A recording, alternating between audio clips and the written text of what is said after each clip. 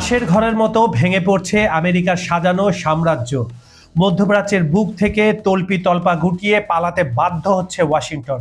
হ্যাঁ, পারস্য উপসাগর থেকে লোহিত সাগর, বিশ্ব রাজনীতির দাবার বোর্ডে এখন শুধু এক নতুন ত্রিমুখী মহাজোটের জয় জয়কার।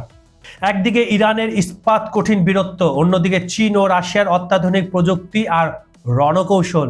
বেইজিং এর 25 বছরের লাইফলাইন চুক্তি আর মস্কোর নাইট ভিশন প্রযুক্তির MI সিরিজ হেলিকপ্টার কি বদলে দিচ্ছে পুরো পৃথিবীর ক্ষমতার ভারসাম্য? খামেনির আদর্শে বলিয়ান পারস্যের সিংহরা কিভাবে চুরমার করলো মার্কিন নেতানিয়াহুর সমস্ত পরিকল্পনা? আমেরিকার একাধিপত্যের অবসান ঘটিয়ে কিভাবে জন্ম নিচ্ছে নতুন বহুমুখী বিশ্ব ব্যবস্থা বা মাল্টিপোলার ওয়ার্ল্ড? জানতে হলে ভিডিওটি শেষ পর্যন্ত দেখুন। মধ্যপ্রাচ্যের ভূ রাজনৈতিক দাবার বোর্ডে এক মহাপ্রলয় নেমে এসেছে, যার কেন্দ্রে রয়েছে চীন, রাশিয়া ও ইরানের এক অভূতপূর্ব কৌশলগত মহাজোট। বছরের পর বছর ধরে গড়ে ওঠা এই ত্রিশক্তি আজ একে অন্যের জন্য শক্তিশালী ঢাল হিসাবে সামনে দাঁড়িয়েছে, যারা নিজেদের ভাই, বন্ধু এবং পরম সহচর বলে গণ্য করে। সাম্প্রতিক সময়ে ইরান ও আমেরিকার মধ্যেকার ছায়াযুদ্ধ এবং সামরিক উত্তেজনায় তেহরান যে চূড়ান্ত বিজয়গাথা রচনা করেছে, তার পেছনে মূল চালিকা শক্তি ছিল বেইজিং ও মস্কোর অত্যাধুনিক প্রযুক্তি এবং কৌশলগত সমর্থন।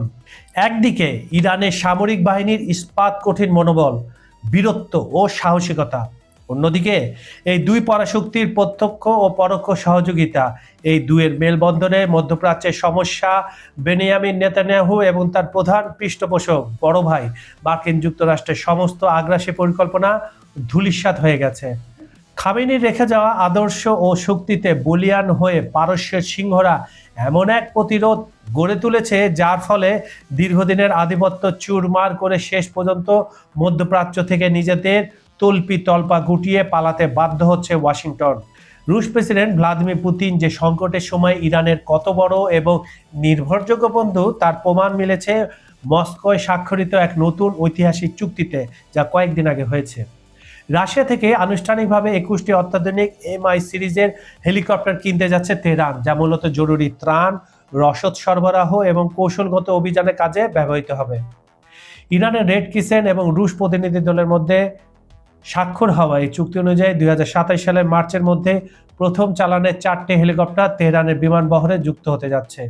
আলোচিত এই আকাশযানগুলোতে যুক্ত থাকছে সামরিক গ্রেডের উন্নত নাইট ভিশন প্রযুক্তি, যা ব্যবহার করে সম্পূর্ণ অন্ধকারেও যে কোনো দুর্গম এলাকায় নিখুঁতভাবে রাতের অভিযান পরিচালনা করা সম্ভব হবে।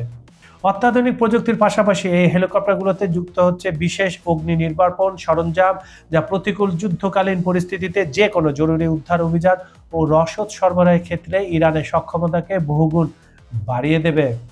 রুশ বন্ধুত্বের সমান্তরালে বেইজিংয়ের সাথে সম্পর্ক নিয়ে অত্যন্ত উচ্চকণ্ঠ তেহরান। সম্প্রতি ইরানের সংসদ স্পিকার মোহাম্মদ বাগের গালিফভ এক হুঙ্কার ছেড়ে স্পষ্ট করে দিয়েছেন, তেহরান চীনের জন্য কেবল সাধারণ কোনো বাণিজ্যিক অংশীদার নয়, বরং একটি পূর্ণাঙ্গ, নির্ভরযোগ্য এবং দীর্ঘমেয়াদী কৌশলগত বন্ধু। গালিফভের মতে, উদীয়মান যে কোনো বৈশ্বিক ও আঞ্চলিক জোটে এই দুই দেশ একসঙ্গে নেতৃত্বদায়ী ও অত্যন্ত গুরুত্বপূর্ণ ভূমিকা পালন করবে। বেজিংকে বিশ্বাস করাতে হবে যে ইরান চীনের জন্য একটি অনন্য দেশ এবং যে কোনো আন্তর্জাতিক সংকট মোকাবেলায় তারা কাঁধে কাঁধ মিলিয়ে লড়তে প্রস্তুত।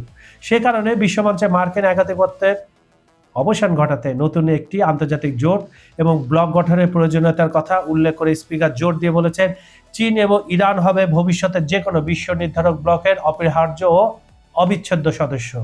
ইরানি নীতি নির্ধারকদের মতে, পশ্চিমাদের ক্রমাগত চাপ ও নিষেধাজ্ঞার মুখে ইরানের বৈশ্বিক রাজনৈতিক ভারসাম্য রক্ষায় কৌশলে বেইজিং এক লাইফলাইনের ভূমিকা পালন করেছে। মার্কিন যুক্তরাষ্ট্রের কঠোর একতরফা নিষেধাজ্ঞাকে বুড়ো আঙুল দেখিয়ে 2022 সালের মার্চ মাসে ইরান এবং চীন একটি যুগান্তকারী 25 বছর মেয়াদী ব্যাপক কৌশলগত অংশীদারিত্ব চুক্তি স্বাক্ষর করেছিল। এই দীর্ঘমেয়াদী চুক্তিটি মূলত দুই দেশের রাজনৈতিক, সাংস্কৃতিক, নিরাপত্তা, প্রতিরক্ষা এবং আঞ্চলিক ক্ষেত্রে সহযোগিতার এক মজবুত রূপরেখা তৈরি করে দিয়েছে।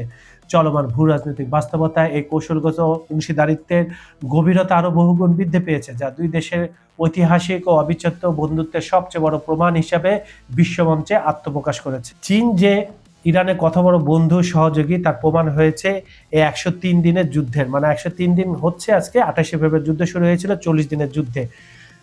আপনারা দেখেছেন কি নিখুঁতভাবে এই হামলাগুলো চালিয়েছিল ইরান। এতে ইরান ব্যবহার করেছে তাদের স্যাটেলাইটের সাথে ইরান তাদের নিজেদের স্যাটেলাইটের সাথে ব্যবহার করেছিল চীনের স্যাটেলাইট এবং কি রাডার ব্যবস্থা, যে যেন তারা নিখুঁতভাবে আক্রমণগুলো করতে পারে। এবং তাই দেখা গেছে মধ্যপ্রাচ্যে যতগুলো আমেরিকান বেস ছিল, ইসরায়েলের সামরিক অবকাঠামো ছিল, সেখানে নিখুঁতভাবে ইরানের মিসাইল যে আঘাত এনেছে এর মূল কারণ ছিল কি চীনের সহযোগিতা। মূলত ইরান আমেরিকা যুদ্ধে তেহরানকে প্রতিরক্ষা সরঞ্জাম থেকে শুরু করে গোয়েন্দা তথ্য ও সব ধরনের কৌশলগত সহযোগিতা দিয়ে আসছে রাশিয়া বা চীন, যে কথাটা আমি আগে বললাম। ট্রাম্প এগুলো সবই জানে, কিন্তু ট্রাম্প বলছে যে তারা সাহায্য করেনি। কারণ হচ্ছে রাশিয়ার বিরুদ্ধে ইরানকে কিন্তু ট্রাম্প সাহায্য করেছে। যুদ্ধের সময় এক সাংবাদিক ট্রাম্পকে প্রশ্ন করেছিল, রাশিয়া যে ইরানকে সাহায্য করছে তাতে আপনার মতামত কি? তখন ট্রাম্প বলেছিল, আমরাও তো ইউক্রেনকে সাহায্য করেছিলাম রাশিয়ার বিরুদ্ধে, তাই রাশিয়া এটা করতেই পারে। তার মানে এক প্রকার মেনে নিয়েছিল ট্রাম্প এই কথাগুলো। বিশেষ করে অর্থনীতি পরাশক্তি চীন যেহেতু তাদের বিশাল জ্বালানি চাহিদার জন্য ইরানি তেলের উপর বিশেষভাবে নির্ভরশীল, সেহেতু বিনিময়ে তেহরানের প্রতিরক্ষা খাতকে আধুনিক ও নিরেট করতে দীর্ঘদিন ধরে প্রযুক্তিগত আদান প্রদান করছে বেজিং। রাশিয়ার সামরিক অভিজ্ঞতা ও নিখুঁত প্রযুক্তি এবং চীনের অর্থনৈতিক ও কৌশলগত ঢাল, এই দুয়ের সমন্বয়ে মধ্যপ্রাচ্যে আমেরিকার কয়েক দশকের সাজানো সাম্রাজ্য আজ তাসের ঘরের মতো ভেঙে পড়ছে। পারস্য উপসাগর থেকে শুরু করে লোহিত সাগর পর্যন্ত আজ শুধু এই ত্রয়ী জোটের জয় জয়কার, যা নতুন এক বহুমুখী বিশ্ব ব্যবস্থার মাল্টিপোলার ওয়ার্ল্ড আগমনী বার্তা দিচ্ছে। বন্ধুরা, আপনাদের কি মনে হয় ওয়াশিংটনের দিন কি সত্যি শেষ? মধ্যপ্রাচ্যে এই নতুন মহাজোট কি বিশ্ব রাজনীতির মানচিত্র চিরতরে বদলে দেবে? আপনার মতামত নিচে কমেন্টে জানান। আমরা জানতে চাই আপনি কি ভাবছেন। বাংলাদেশ, ভারত, ইউরোপ, আমেরিকা বা মধ্যপ্রাচ্যের যে প্রান্ত থেকে আপনি এই ভিডিওটা দেখছেন, আপনার মন্তব্য আমাদের জন্য অত্যন্ত গুরুত্বপূর্ণ। ভিডিওটি ভালো লাগলে লাইক দিন এবং এমন গুরুত্বপূর্ণ ও রোমাঞ্চকর জিওপলিটিক্যাল আপডেটের জন্য আমাদের চ্যানেলটি সাবস্ক্রাইব করে বেল আইকনটি টিপে দিন। আর হ্যাঁ, এই ভিডিওটি দ্রুত শেয়ার করুন যাতে আপনার বন্ধুরাও বিশ্ব রাজনীতির এই বড় পরিবর্তনের কথা জানতে পারে। আজকের জন্য এটুকুই। নতুন কোনো ইস্যু নিয়ে আবারও দেখা হবে। আমি কাজল হায়দার আপনাদের কাছ থেকে বিদায় নিচ্ছি। ভালো থাকুন, নিরাপদে থাকুন। আল্লাহ হাফেজ।